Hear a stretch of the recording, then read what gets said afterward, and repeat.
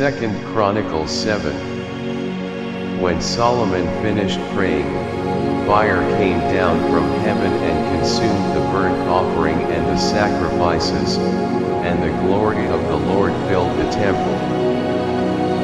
The priests could not enter the temple of the Lord because the glory of the Lord filled it.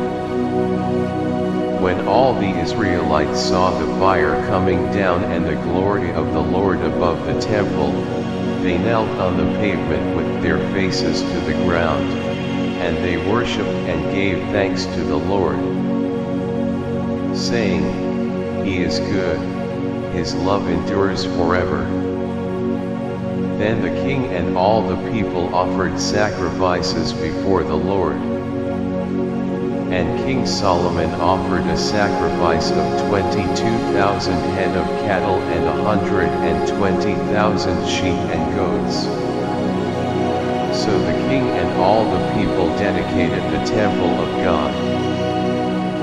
The priests took their positions, as did the Levites with the Lord's musical instruments, which King David had made for praising the Lord and which were used when he gave thanks, saying, "His love endures forever." Opposite the Levites, the priests blew their trumpets, and all the Israelites were standing. Solomon consecrated the middle part of the courtyard in front of the temple of the Lord, and there he offered burnt offerings and the fat of the fellowship offerings. Because the bronze altar he had made could not hold the burnt offerings, the grain offerings and the fat portions. So Solomon observed the festival at that time for 7 days, and all Israel with him a vast assembly, people from Lebo Hamath to the Wadi of Egypt. On the 8th day they held an assembly, for they had celebrated the dedication of the altar for 7 days and the festival for 7 days more. On the 23rd day of the 7th month he sent the people to their homes, joyful and glad in heart for the good things the Lord had done for David and Solomon and for his people Israel. When Solomon had finished the temple of the Lord and the royal palace, and had succeeded in carrying out all he had in mind to do in the temple of the Lord and in his own palace, the Lord appeared to him at night and said, "I have heard your prayer and have chosen this place for myself as a temple for sacrifices. When I shut up the heavens so that there is no rain, or command locusts to devour the land or send a plague among my people, if my people, who are called by my name, will humble themselves and pray and seek my face and turn from their wicked ways, then I will hear from heaven, and I will forgive their sin and will heal their land.